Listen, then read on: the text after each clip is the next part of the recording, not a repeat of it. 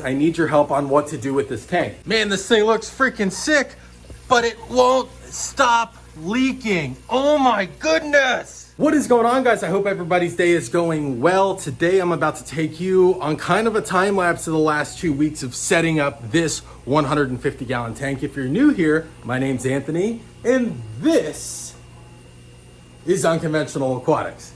Did you see that? Let's look at that again. This is Unconventional Aquatics. My man Zach over at SC Fish Keeping hooked me up with his sister-in-law named Julie. Don't take that the wrong way. Hooked me up with his sister-in-law. My man Zach over at SC Fish Keeping, his sister-in-law Julie is a graphic designer, and she hooked me up with this sick logo, guys. I'm gonna put Julie's information down below. If you guys want a sick logo, or maybe you have a business, or I don't know, maybe you just want a logo for something or something cool, contact Julie. She's a boss. Julie, thank you so much for the sweet new logo. So guys, we're gonna cover me setting up this 150 gallon tank. I have clips and time lapses of all the last 2 weeks. I put the video together once, didn't like it. It was like boring me. So I'm redoing the whole thing. The tank experienced some problems during this time. So I hope you guys enjoy this. Sit back and relax, and let's set this bad boy up. I'm feeling high.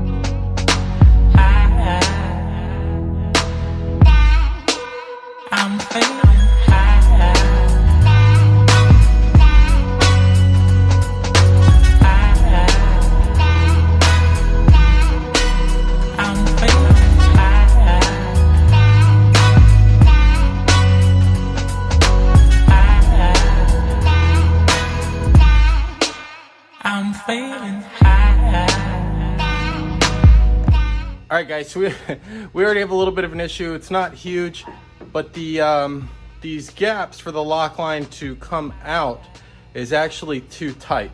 So I need to get in there and cut it out a little bit, because what's happening is our bulkhead, I don't know if we're even gonna be able to see down in there, but the actual bulkhead isn't sitting tight on the glass, which is obviously gonna cause a lot of water leaks. So we gotta fix that, not a big deal. All right, guys, so that was only about an hour-long setback, but we have the standpipes in now. The standpipes are in, bulkheads are all secured.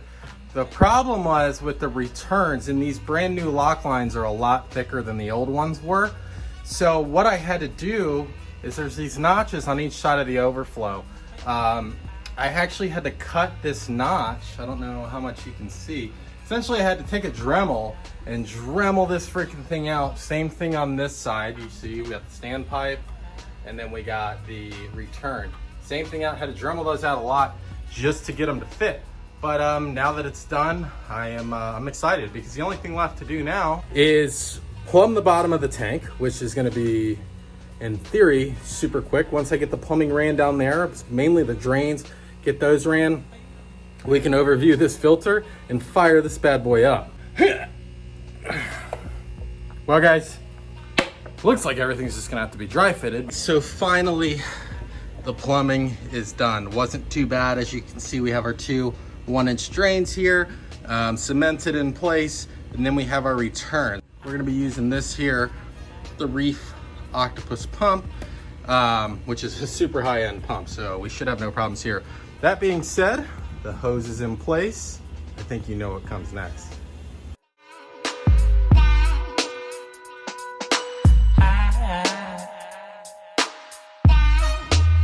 I'm feeling high.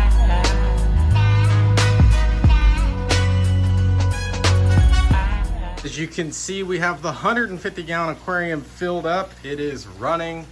As you can see here, we have water returning, going over those overflows, and then coming down into our homemade sump filter. Now, this is, the lid's not snapped on right now because what I'm doing is monitoring the water levels.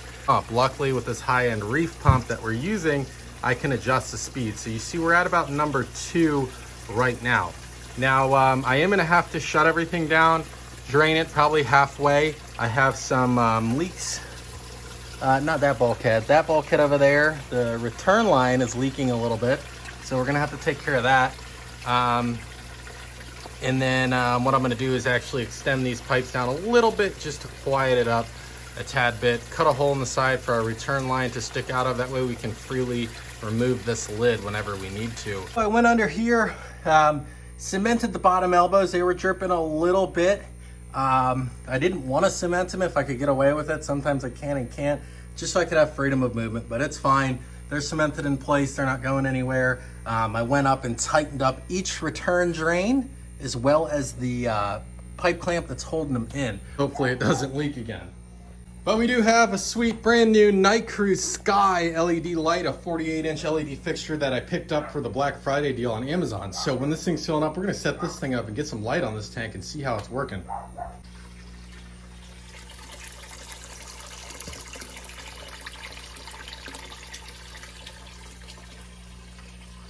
This thing is up and running. We also got that Night Cruise Sky LED light on here. Now I just set it up. I turned it on. I'm not gonna do a review on it. I'm gonna do a review on it a little bit later. I wanna see how it performs first. Overall, I like the light. It's not as bright as that shop light fixture that was up here. That's an LED fixture that I built a couple of years ago, but it's not as bright, but I think for what I wanna do with this tank, it's gonna work out good. Lid's back on. We got our return lines, our drain lines. This thing is awesome, guys. Only time's gonna tell if it's really gonna do the job for me long-term. But for now, it was a cool build. It's a super simple build, guys. This is a cheap $1 laundry basket that I cut the top ring off of it, folded the ends over, stapled it in place. I cut a big hole out with a Dremel so it would sit down in there. That holds polyfill. Now that's gonna filter out all the debris, all the fine particulates as the water drains down and sits down here where we have 20 pounds of lava rock. 20 pounds of lava rock down here inside of a laundry bag, and then our pump. So in reality, very effective system, but like I said, only time will tell how well it's gonna perform. Here's a nice little side look. Now once everything's final, I'll tidy up those cords and everything and make this look really good. But this is 150 gallon. It's actually a reef tank, but we're not using it for that. We're using it for fresh water, with a homemade DIY stand sitting on 1/2-inch foam. Now it's important to remember that foam does not level your tank. Contrary to popular belief, if you don't believe me, build a stand that's unlevel, put foam on it. I guarantee you it doesn't level your tank out.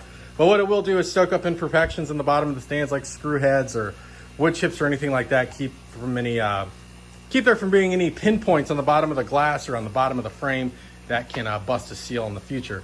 So pretty simple stand. Extremely simple DIY sump. I'm super excited, guys. I'm super excited to get this thing stocked and rolling. It's going to be definitely a feature tank. It took over a week and a half, about 2 weeks. I have other stuff going on, other videos recording, life. So it took a little while, but it's finally up and running. I'm super happy. I cannot wait to get this thing up and going with fish. It's going to be a feature, like I said, and get on with building the rest of the fish room. So boom, guys, the 150 is set up and running, and guess what? It's still freaking leaking. It's still leaking, but it's okay. It's at a manageable leak. I know where it's leaking from. It's super easy. I'm gonna have to pull off and re-Teflon tape or add more Teflon tape to this return line that sits behind this overflow, one of two. So guys, now that we're at this point, I need some ideas. I need your help on what to do with this tank. So I wanted initially to do a Predator cichlid display. Now I have some Predator cichlids here. One of the cichlids that's actually in this tank, I haven't released a video on yet. I need to do that for my next video. I'm gonna release that. But there's 2 Jaguar cichlids. I'm only gonna put one in the display if we go that route. The other one's gonna go in the pond, or both. a Jack Dempsey, and then this other cichlid that's a very, very aggressive cichlid that a lot of people think you just can't keep anything else with. We're gonna test that theory, hopefully. So should I do a predator cichlid display? Should I do like a species only of predator cichlid? Give me some ideas, guys, give me some ideas. But anyways, the plans in the fish room are going well. As you can see, we're working on some artwork, some mural to just make this place look awesome. Let me know what you think, guys. I'm having so much fun being back on YouTube. And it is all because of you guys. You're freaking awesome. So until the next time, stay safe, and I'll see you on the next video.